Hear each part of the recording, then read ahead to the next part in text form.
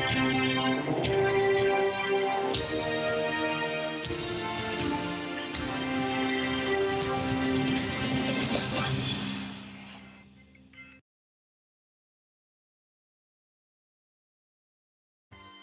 best way to predict the future is to create it. There's a special breed of achievers out there that are called tomorrow's people, the highly creative ones who live in the future. They imagine what will be and strive to make it happen. They're bold. They refuse to wait for the future. Tomorrow bends and conforms to their ideas. At Access Bank, we share the same sentiments.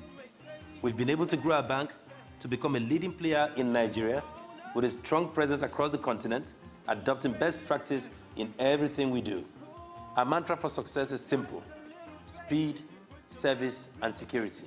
Those who shape tomorrow, strive for, and demand perfection. At Access Bank, our service culture of speedy response and drive for excellence is the blueprint for creating customer experiences that will echo for generations. Come, let's work together and take tomorrow.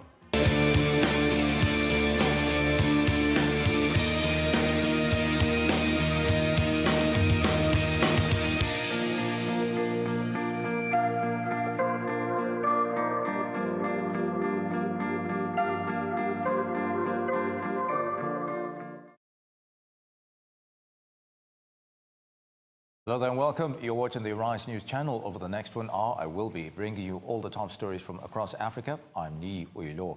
This is Africa News Hour, our top stories. At least 3 people killed and about 6,000 people left homeless after a huge fire rages through Kenya's settlement. African leaders pledged to unite in the fight against the corruption scourge at the AU summit in Ethiopia. King of Kings, before you.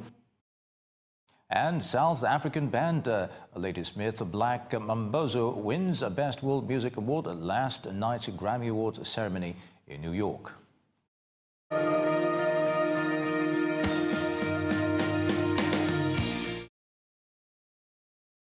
It's good to have you. At least 3 people have been killed and about 6,000 people left homeless after a huge fire swept through the Langata informal settlement in Kenya's capital, Nairobi. According to reports, the blaze was contained early this morning. Fire engines were quick on the scene but did not have water to battle the flames. Residents of the informal settlement were forced to use sewage water to extinguish the fire. Cause of the fire is still unclear. However, Kenyans have taken to Twitter to criticize authorities in the capital, Nairobi, for their ineffective response to last night's fire, saying the government has water for protesters but none to battle fire. A picture of a resident trying to put out last night's fire with a bucket, alongside an archive photo of a police van shooting water cannons at opposition protesters, have been shared by several people on Twitter. Many African leaders have been speaking about their commitment to tackling corruption and security issues at the 30th Ordinary Session of the Assembly Heads of State and Government of the African Union in Addis Ababa. The summit has also ushered in new leadership, with Rwanda's President Paul Kagame taking over as the chairman of the bloc. It is the issue of corruption that is dominating speeches, including those by the newly elected President of Liberia, George Weah, and Nigeria's Muhammadu Buhari. Nonetheless, public confidence has been eroded by a focus on short-term priorities and fair ops propelled by corruption, which too often leaves projects uncompleted and promises unfulfilled. Corruption and its effects sides. It poses real threat to national security, unity and survival of the African state and people. The African Union Agenda 2063 under Aspiration 3 recognizes that corruption erodes the development culture of good governance, democratic values, gender equality, respect for human rights, justice, and the rule of law. The United Nations 230 Agenda for Sustainable Development under Goal 16 calls on all countries to promote and develop accountable and inclusive institutions at all levels, notably by reducing bribery and corruption. In this connection, I cannot overemphasize the value of strong institutions. It is evident that corruption has a devastating impact on marginalized communities, especially the youth, women, and children. Corruption breeds an unequal society, renders vulnerable groups prone to human trafficking.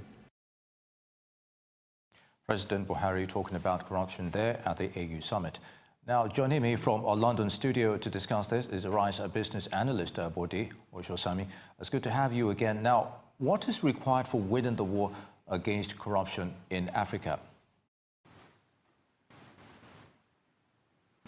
Well, a lot of work has already been done by international bodies who've looked at corruption, bodies like Transparency International, and there are many non-government organizations that already have overdone the issue of corruption. So we don't need help to understand what corruption is. Corruption is much more than bribery. And in Africa, I think the important thing for African Union first is to have a vision, a radical vision of what they actually mean by corruption. If you have a president who appoints his daughter as the head of the oil and gas parastatal, that is clear corruption. If you have a president who is a very talented banker who decides to be the central bank governor or the minister of finance, that is also clear corruption. You know, the conflict of interest, separation of duties, all these things are all clearly known. But it's interesting that Africa is talking about this at this body when the leaders who really should set the example are not doing so. So I think the first thing is to even agree what corruption is in a more detailed level, have this radical charter, work out objectives, serious milestones of what they want to do to change, and most importantly, they should appoint an independent commission at the level of, at a very high level in Africa that can name and shame those who are going against this charter, even at the level of presidents, former presidents, vice presidents, and so on. So I think the example has to start at the top. If we're talking about corruption and the leaders are corrupt and you expect local government staff to not be corrupt, then of course you know you're not going to get change. So the first thing is vision, and then the leadership. Someone asked me, which leader can you trust that is not corrupt amongst the Africans in that group? And you will find that there are few, if any. And then on reform, we like talking about reform, but the mindset is really on cake sharing, not reform. People want to have the opportunity to be in power so they can take advantage of these lax institutions, not to change the institutions. Otherwise, just name one African country that has done any major reform in the last 2-3 years. Almost none. And we understand that these industries and these institutions are weak. We know they are weak. We know what should change, because these are all things that are known. There are best practices on how you run judiciary, best practices on how you run oil and gas. So you don't need to reinvent the wheel, but to actually do it is an issue. And I think it's because people prefer it this way. They're only looking for an opportunity to get into the saddle of power so they too can gain access to the cake. And for example, privatization. The reason why Africans don't like privatization, if you ask me, is because they know that the civil service rules are much more lax than stock exchange rules, Corporate Affairs Commission rules, statutory auditory audits, and so on. So they prefer a situation where the president can say, I need XYZ billions, and NNPC will just send it over based on a memo. And that's how it is now. Nobody wants to change it. It's still like that. And we go to these meetings and we talk about corruption. So I really wonder if this group is serious. Like you said, one wonders if corruption is truly a vicious cycle. Now, many have little confidence in the corrupt leadership in Africa and wonder how change can come from this type of meeting. What do you think? Well, I think you need to be able to name and shame those who are involved in corruption and let people know that what is wrong is actually wrong. We don't have that kind of mechanism now. Instead, they all gather together, and the very muted voices talk about these issues. I think if you can have this commission, like I said, have a very strong lady or gentleman who is not a politician, who has the courage to call out even presidents based on the charter that has been agreed and signed on corruption in Africa. I think we'll have a chance, if you like, at a continental level. And I think this commission, which doesn't exist for now, should be properly resourced and encouraged even to do these assessments, starting from the presidents, the vice presidents, at the top. It could go down later into states, local governments, and so on. But just looking at the top and ensuring that there is sanity as far as anti-corruption is concerned, if that is given as a mandate to this new commission and they find the right person who is not afraid to call a spade, I think we can begin to tackle this issue. But leaving it to governments to go back to change things, I doubt if much will change.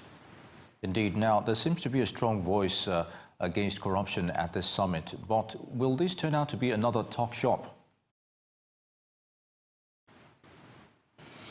Well, voices at summits like this will always be strong. And like I said, everybody can talk about corruption. There's enough literature. And I prefer a more purist approach to this. Start with where you want to be and lay it out and let them sign that they agree they would do this and they would not do that. And they will agree together that issues like conflict of interest, issues that relate to the disclosures in terms of assets, nepotism, abuse of tribal and all kinds of religious and all kinds of connections, all kinds of things should be clearly written out, and they should sign that this is what they would not do, and then hopefully there should be some monitoring. I think it is good that the courage is there to at least talk about it, but it is easy to talk about corruption. But when you don't really understand what it is and there's no shared vision on what really you want to tackle, it's like chasing shadows. All right, now let's look at other areas, the single air transport market being canvassed at the summit. What do you make of this development? Well, I think that's an overdue thing. It's been there even before 2000. This idea was suggested, and one wonders why it is taking 18 years to move to this stage. The whole idea is to harmonize regulation, enhance the quality of air regulation, and have an Africa where people can travel easily within the continent. It's easier to travel to London, for example, than to get to Accra from Lagos. And that should not be the situation. But this also entails a lot of cooperation, because governments have to come up in terms of standards, and a lot of the inefficiencies associated with these government airlines will also have to be addressed. Airlines are not properly funded, and if they're not properly funded because they're government parastatals virtually, you will have other issues that will make it difficult for them to comply with any new regulation that this legislation would be imposing. Abode Oshosami, our business analyst in London. Always a pleasure to have you. Many thanks. Now, I would like you to watch this. This is the beautiful city of Cape Town in South Africa. Water everywhere, but not enough in the city itself. And residents are being warned to save water as if their life depends on it. Details in a moment. Stay with us on Africa News Hour.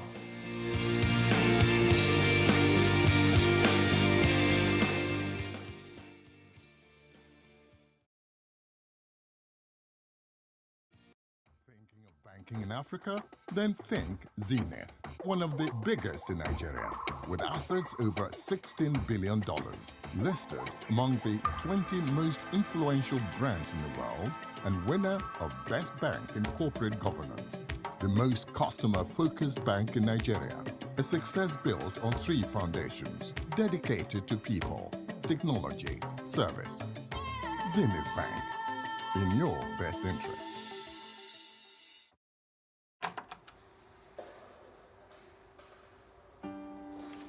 There is nothing as symbolic as a door.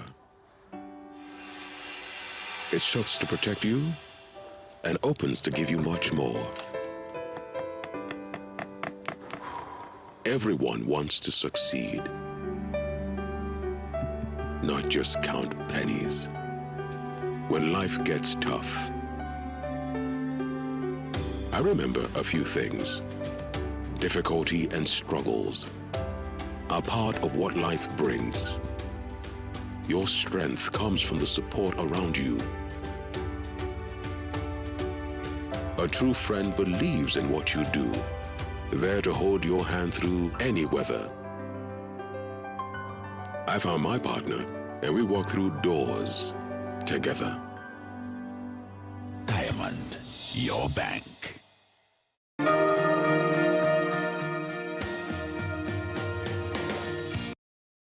Welcome back to Africa News Hour. I'm Ni Uilo. Residents in the southern African city of Cape Town have been warned to save water as if their lives depend on it to avoid their supply being shut off. A severe drought has forced the city's municipality to limit consumption to 50 litres per person per day. Officials are urging people to switch off their toilet systems and limit flushing to conserve water. Head of the provincial government said if the taps ran dry, it will be the disaster above all disasters. I'm joined now by our chief correspondent, John Cookson. It's good to have you, John. How close is Cape Town to the taps being shut off? Well, it's very close. Less than 3 months is the estimate, as you rightly say.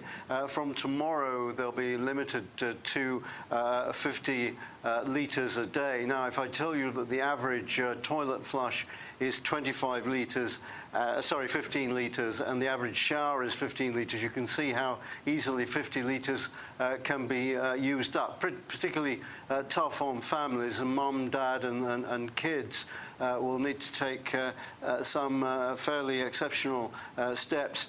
Now, the guess is that Cape Town will actually run out of water on April the 12th or thereabouts. That's been called day zero. It's all to do with the state of the reservoirs, and that date could be brought forward at the moment. And I don't know whether the director can find some images.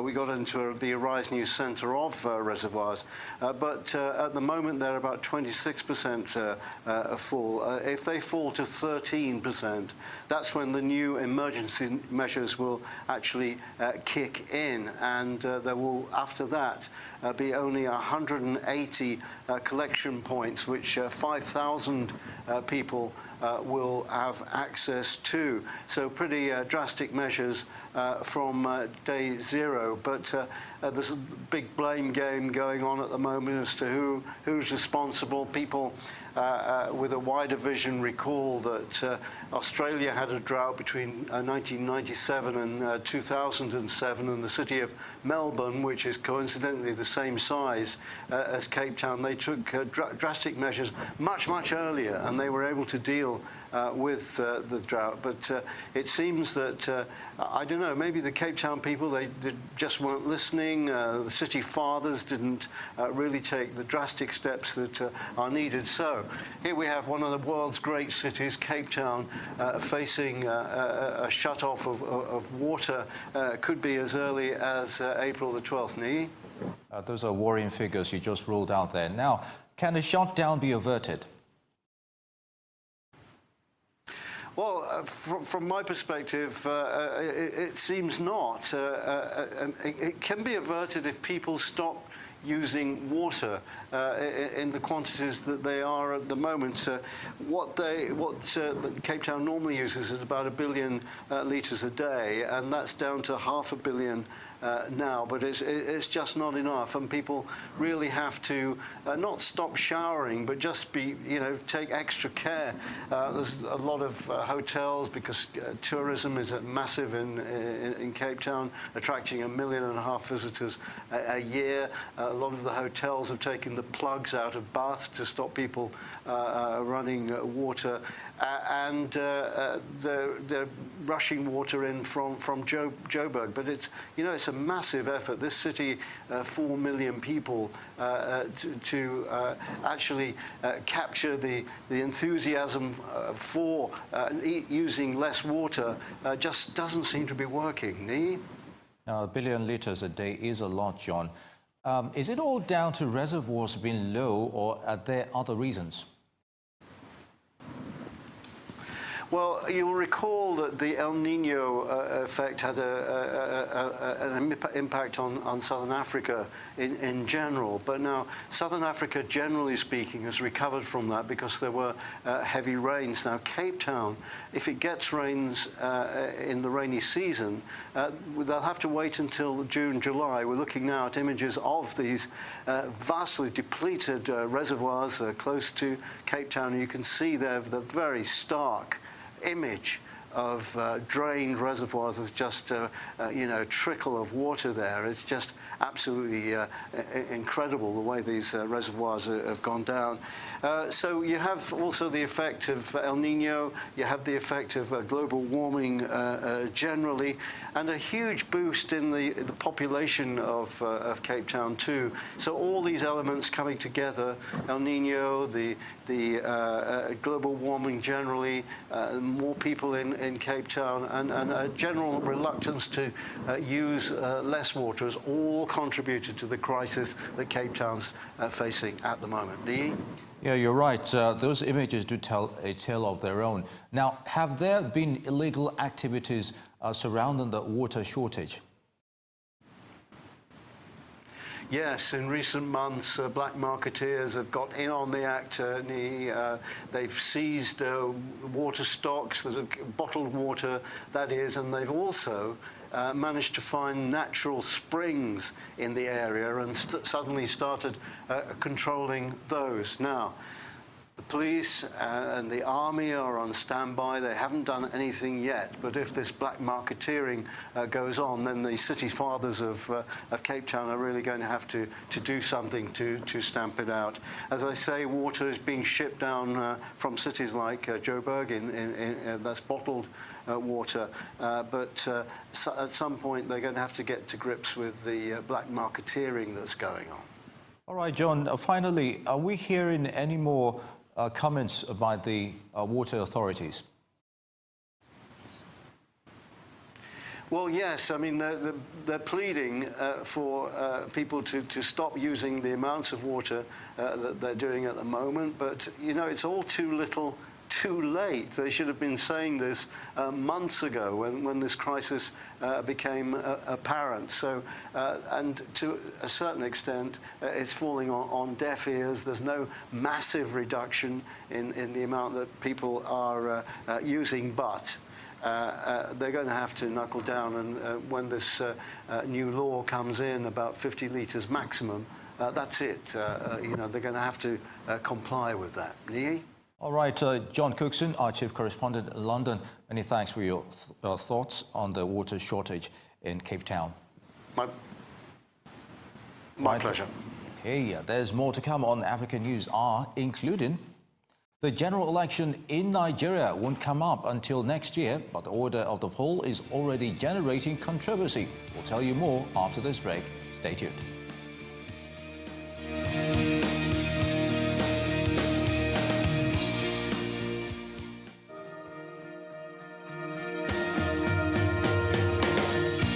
Thinking of banking in Africa?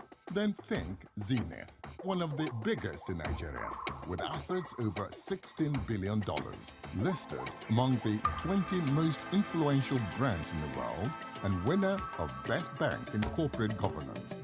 The most customer-focused bank in Nigeria, a success built on 3 foundations, dedicated to people, technology, service. Zenith Bank, in your best interest.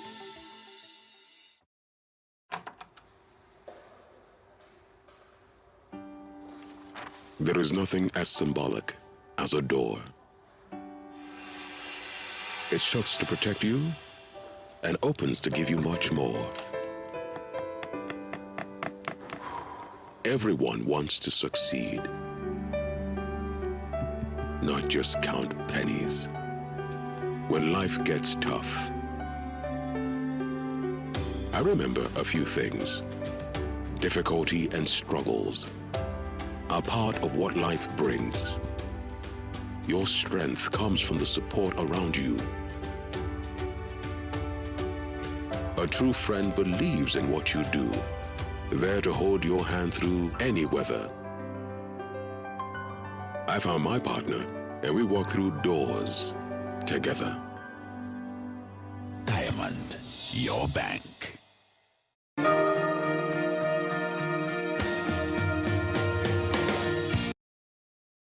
Welcome back to Africa News Hour. I'm Ni Uyilo. Nigeria's electoral body INEC is considering heading to the Supreme Court for determination of its past to fix the date for general elections, following fears that the National Assembly will change the order of general elections.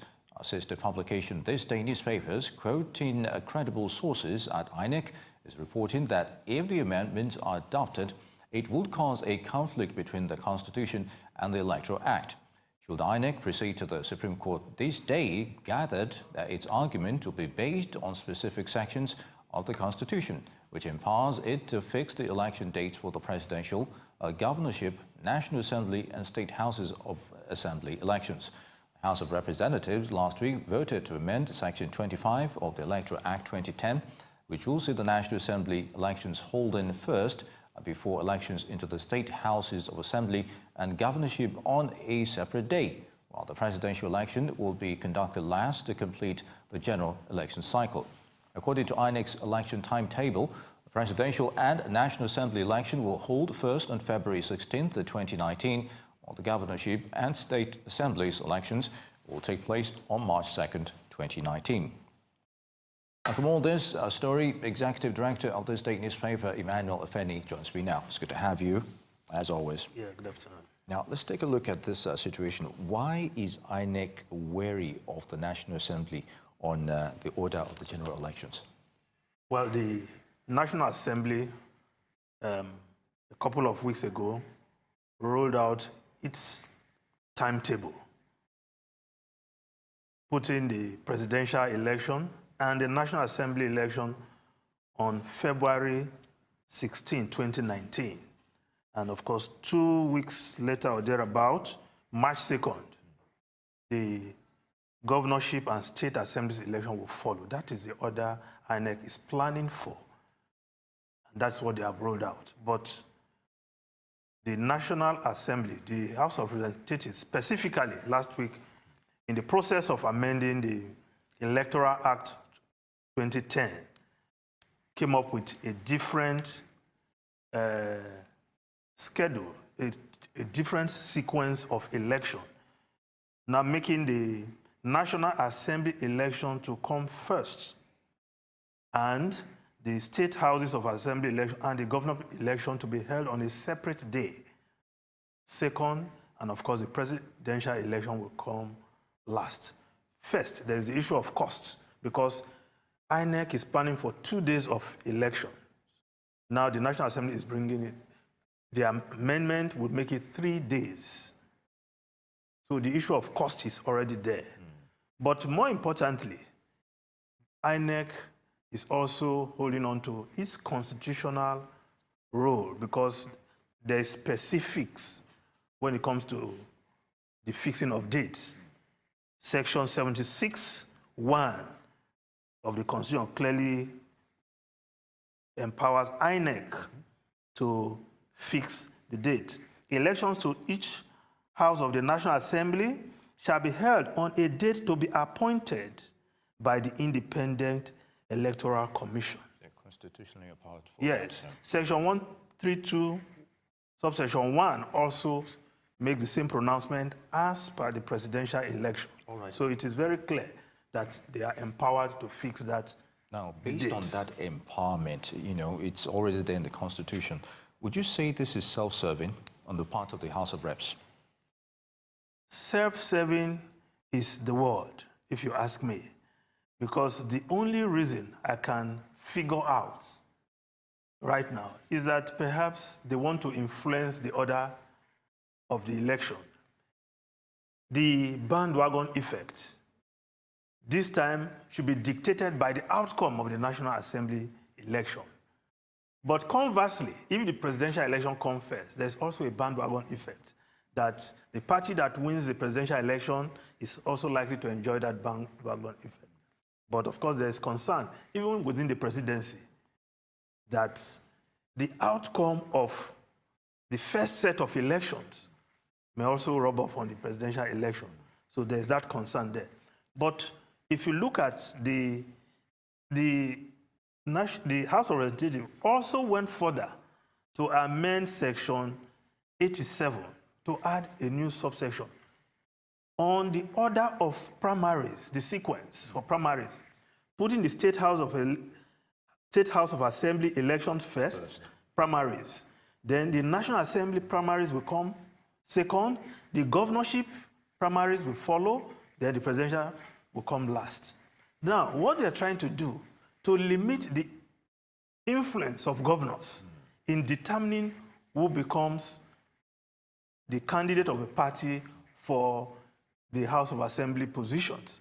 Because if the governor has not secured his ticket, he will also be careful how he intervenes or he interferes with these elections. At the primaries level. Right. So it is safe to say that this amendment by the House of Representatives is self-serving. And to add to that, the proposed amendment is coming just few weeks after the release of the 2019 election timetable. So what do you make of this development? Yes, but to be fair to the National Assembly, the process of amending the Electoral Act started late in 2016, and a lot of amendment has been done. In fact, the Senate had already passed its own version. It was only the House of Representatives passed their own version last week. And of course, the Senate President announced a conference committee to harmonize the versions by both houses, after which they hope to pass the amended Electoral Act.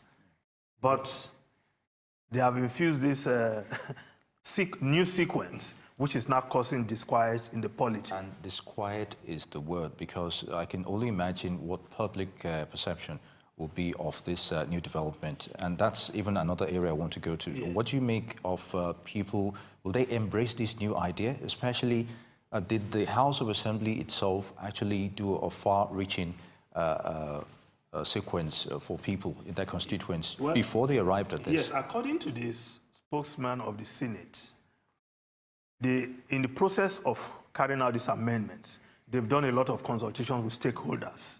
How wide that consultation was, your guess is as good as mine, but they said they've done a lot of consultation. So going to the Supreme Court to seek clarification, because there's likely to be a conflict between the Constitution and the Electoral Act if the amendment goes through and it is signed by the President. But there's also another hurdle. Will the President sign that amendment into a new law? Maybe not, maybe. And if the President refuses to sign, will they be able to muster the numbers to override the President and make sure a new amendment becomes the law, the Electoral Act? These are conjectures that will unfold.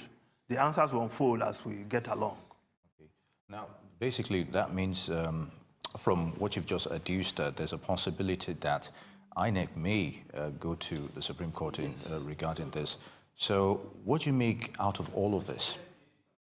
Well, we need to put everything in context so that the direction of the next election is not shrouded in this needless controversy, if you ask me. Because once INEC has given the order of election, we all thought now we have a clear path to the 2019 election. But with these amendments coming up late in the day, if you ask me, there's likely to be uncertainty until the issues are resolved. Until the issues are resolved, maybe at the Supreme Court, as the officials at INEC are planning to do. All right. Now, in all of this, we haven't heard much from the Senate. You know, are they still considering this move? No. They are now going to harmonize. The conference committee set up announced by the Senate President. They will now harmonize their version of the Electoral Act as they are amending, and that of the House of Representatives. If that committee, the conference committee, says they should drop this new sequence, then so be it. Otherwise, if they adopt it, then it will be part of the law, which they will pass into law. The amendments they will carry out, which they will be sending to the president for his accent. Now, based on what you just on the presidency aspect of it, there hasn't been any categorical statement from the presidency itself over this issue. But like you rightly mentioned, they're also concerned about this. Yes, they have their concerns at the presidency. Of course, looking at the chances of the president. However, they are not making any statement as of now because these, because the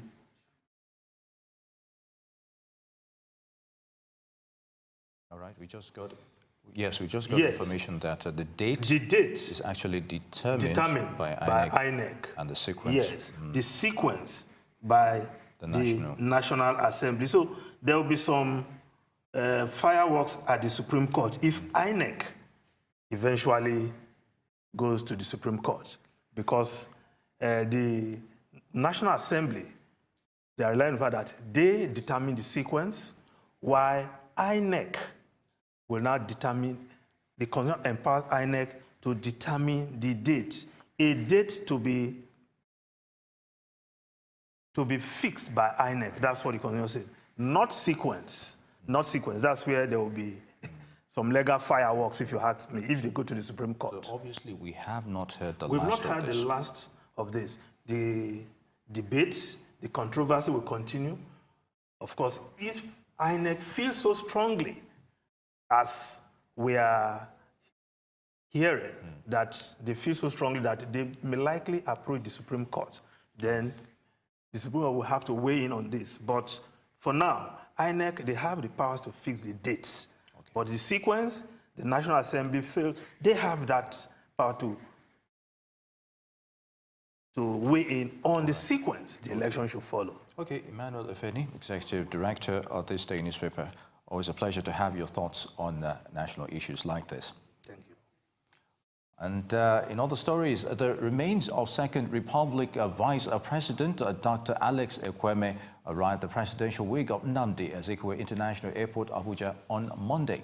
Ekweme, aged 85, who was Nigeria's number 2 citizen from 1979 to 1983, died in a London hospital after a brief illness on Sunday, November 19th, 2017. A series of funerals are currently being held by both federal and Southeast state governments, with a former member of the Board of Trustees, BOT, of the People's Democratic Party, PDP, in Abuja, Enugu and Awka, including a service of songs scheduled for Cathedral Church of the Good Shepherd in Enugu on Tuesday, January 20th, 2018.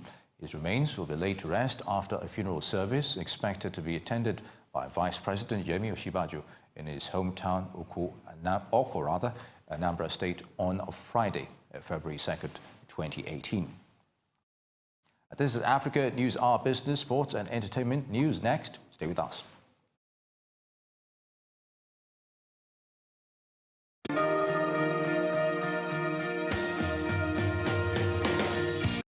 Thinking of banking in Africa? Then think Zenith, one of the biggest in Nigeria, with assets over $16 billion, listed among the 20 most influential brands in the world, and winner of Best Bank in Corporate Governance. The most customer-focused bank in Nigeria, a success built on 3 foundations, dedicated to people, technology, service. Zenith Bank, in your best interest.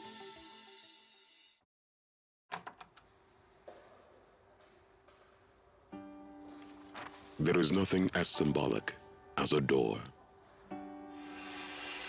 It shuts to protect you and opens to give you much more. Everyone wants to succeed, not just count pennies. When life gets tough, I remember a few things. Difficulty and struggles are part of what life brings. Your strength comes from the support around you. A true friend believes in what you do, there to hold your hand through any weather. I found my partner, and we walked through doors together. Diamond, your bank.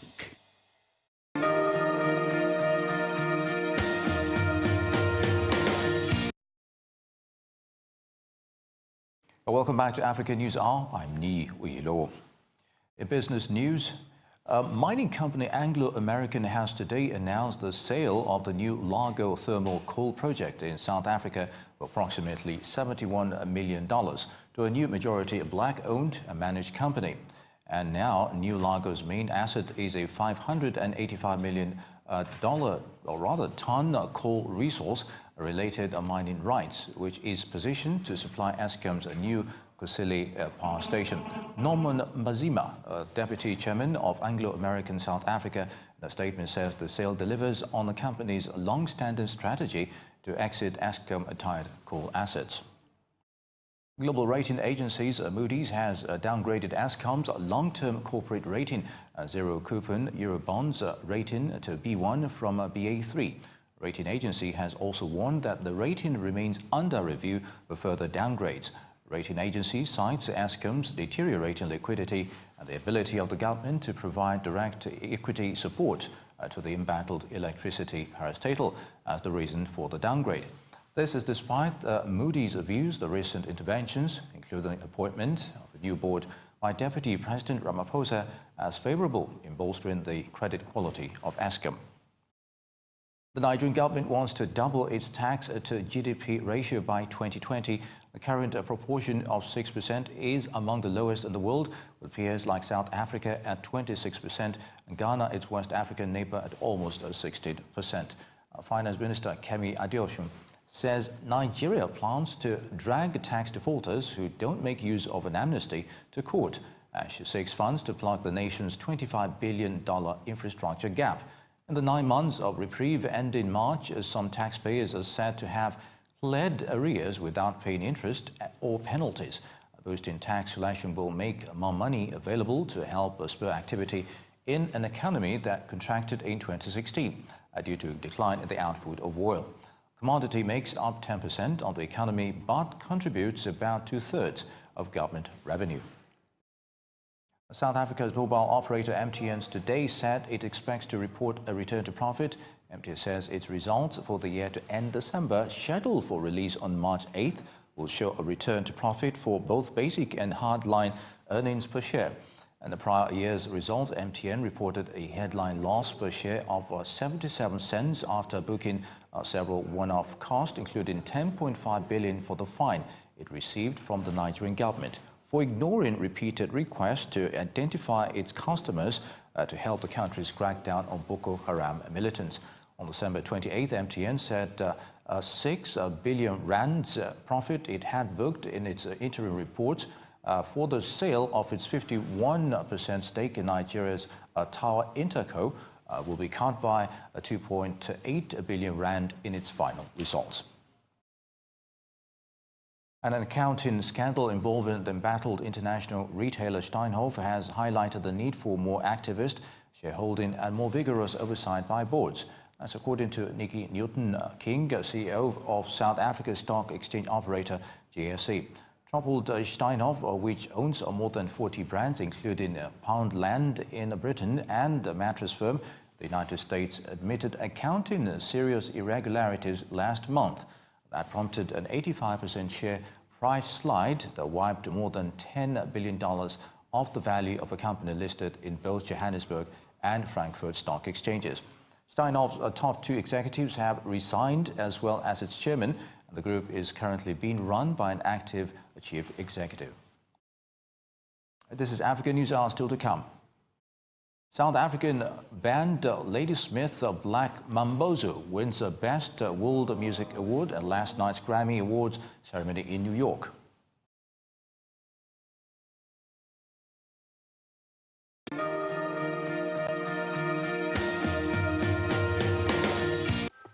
Thinking of banking in Africa? Then think Zenith, one of the biggest in Nigeria, with assets over $16 billion, listed among the 20 most influential brands in the world, and winner of Best Bank in Corporate Governance. The most customer-focused bank in Nigeria, a success built on 3 foundations, dedicated to people, technology, service. Zenith Bank, in your best interest.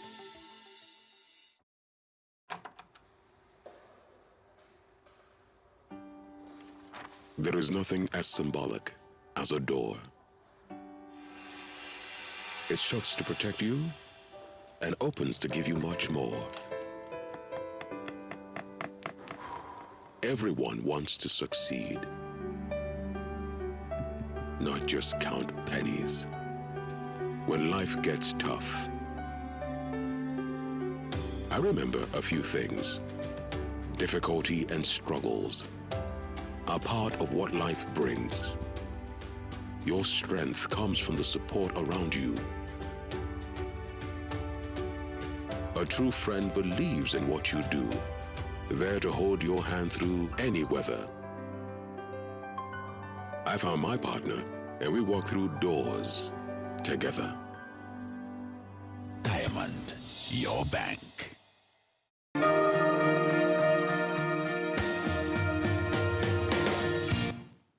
Welcome back to Africa News Hour with me, Ni Uilo. Now to entertainment. Musicians from across Africa gathered yesterday for a memorial to remember the celebrated jazz musician and anti-apartheid activist Hugh Masekela. His death last week was not only a loss for thousands of music lovers across the world, he was considered to be one of the finest and most distinctive of jazz trumpeters. His passing also means that South Africa has lost one more of the greats of the anti-apartheid struggle. Born in 1939, Masekela received his first trumpet at the age of 14 and began a flourishing career in music. He went into exile in 1960. The ANC was banned, while his music found no official channel to be heard in South Africa. Masekela toured the world, telling the story of black South Africans living under white rule. There have been many tributes since his death last Tuesday. Nigerian Afrobeat legend Femi Kuti had this to say on Masekela in his exclusive chat with Arise News in Lagos. I mean, we all have to die, and he lived a great life, but you will still be shocked and sad, so it's normal to feel like that. And he was a very nice man. He was very funny, accommodating. I mean, you can hardly find any, I don't know of any negative thing to say about him. Yeah. And this is in true honesty. Yeah. When we meet him on the road, like we meet him in a venue, I mean, he's so friendly. You might meet him at breakfast, and he's so much older than all of us. He hugs us and treats us like family. Then he will definitely crack 1 or 2 jokes. He will never escape without him cracking a joke or two. Femi Kuti there reflecting on Hugh Masekela. Now, South African music superstars Lady Smith of Black Mambazo have won their 5th Grammy Award. A cappella group took home the Best World Music Album Award for Shaka Zulu Revisited 30th Anniversary Celebration. They had also been nominated in the Best Children's Album category for Songs of Peace, Love for Kids and Parents Around the World. Lady Smith of Black Mambazo, who have now been nominated for 19 Grammy Awards, said they recorded the Shaka Zulu album, or re-recorded rather, in tribute to the group's founder Joseph Shabalala, who retired. And joining me now is Arise Entertainment reporter Nina Yogo. It's good to have you, Nina. Honey. Now, were you surprised with Lady Smith's nomination? No, I mean, they have the record. You know, they won a Grammy back for the the revisited album. 1988. 1988. That's a long time ago. Yeah, what is that? About 31 years ago now. So them revisiting that same Grammy Award-winning album and just doing an awesome job tributing it to their lead singer, who is actually going into retirement, was very timely. It's very timely and a great way to end a career for Joseph Shabalala. And you said they've come a long way. Now, What is the future? What does it hold for this group? They, they've been around for a long time. They've been around for a while. I'm sure that they'll continue to make amazing strides in their own regards, and we'll see who this, if they end up, replacing their leader or just, continuing as such. Now let's talk about the mood of the Grammy itself. What can you tell us about that? Well, it had a lot of political implementation. So from Kendrick Lamar's, electrifying performance to Hillary Clinton being a part of the video sketch, taking a few jabs at Donald Trump and Fire and Fury. So it was very politically charged, and then also the Me Too movement was very prominent as well. They had some celebrities wearing white roses in solidarity for those that were victimized in the industry. And then Kesha also had a performance, and she attributed it as well to the movement. So it had a few different elements, which makes me think that this type of platforms like the Golden Globes, the Grammys, will continue to be a pillar for people in entertainment to express themselves, especially in societal issues. Exactly. Now, organization-wise, how would you rate this, with previous editions? Honestly, it was very well done. Very well done. The performances were amazing, from Lady Gaga to, of course, Kendrick to SZA. They did a really great job. I know a few people, as far as like the nominations were considered, were upset. Jay-Z had had 8 nominations, but didn't have any. So didn't return home with any Grammys. So we'll see what happens next year with the board on that. Now, Bruno Mars, I heard he had quite a handful of. Yes. So, what do you make of that? 6. I mean, 24 Karat Magic was a great album. I know I was listening to that all 2017. He did a really great job of making us feel nostalgic. So you heard a lot of 90s themes implemented into his music, but then it was also very refreshing. It was fun. Again, we're in a very, very pivotal, the States is going through a very, very pivotal time, especially society-wise. I think his album was a way of escaping the issues that are going on presently. A lot of people were like, how did Jay-Z's 444 album win? Well, his message was very clear. He talked about family, talked about, government, he talked about businesses. So, I think still I'm a fan of him, a great album, but I think the Grammys was focusing on something that just took away from what was going on in society, but it was just like about the music and feeling energized and feeling fun, and he won. Yeah. Now, earlier you talked about having events like this being platforms to express the society ills and everything, and we've been hearing so many sexual harassments, Nassar. in the entertainment industry, and you kind of wonder, why did it take so long for people to speak out? I think people have, they didn't feel empowered. It's an industry that thrives off of relationships. So if you sever relationships, they can easily blacklist you. If you're passionate about something, you overlook some of the things that you may not have. So I think, again, like platforms like Grammys, and then we have the upcoming Oscars in March, I can only imagine that the same conversation will continue throughout the year. And we'll wait and see. Yeah. Nena, many thanks for joining us. Thank you, Nee. And in sports, Morocco, the host nation of CHAN 2018 and a favorite for the title, will face Libya in the semi-finals on Wednesday in Casablanca, while Nigeria will face Sudan in Marrakesh.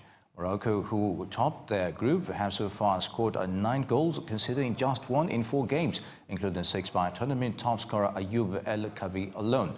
Will be favourites in front of their home crowd. Libya had to contend with extra time and only against their ticket against Congo-Brazzaville on penalties 5-3.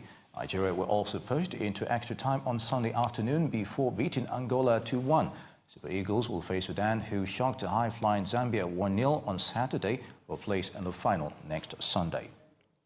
And the Falcons have qualified for the 2018 FIFA Under-20 Women's World Cup after defeating South Africa 2-0 in a Benin City on Saturday, January 27th. After 2-0 first leg win in the first leg in South Africa, Nigeria's Under-20 women thrashed their counterparts 6-0 in the second round. A gift Monday, Rashidat Ajibade and Nam Imo scored a brace each in the game. Despite the first leg loss, the South Africans arrived in Nigeria very confident of overturning the 2-goal advantage. This qualification ensures that Nigeria maintains their record of participating in every edition of FIFA Under-20 Women's World Cup since it was launched as an Under-19 competition in Canada 16 years ago. 9th FIFA Under-20 Women's World Cup finals will kick off in France from August 7th to 26th, 2018.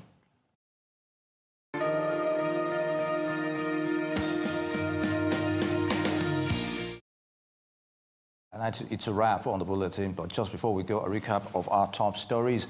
At least 3 people killed and about 6,000 people left homeless after a huge fire rages through Kenya settlement. African leaders pledged to unite in the fight against the corruption scourge at the AU summit in Ethiopia.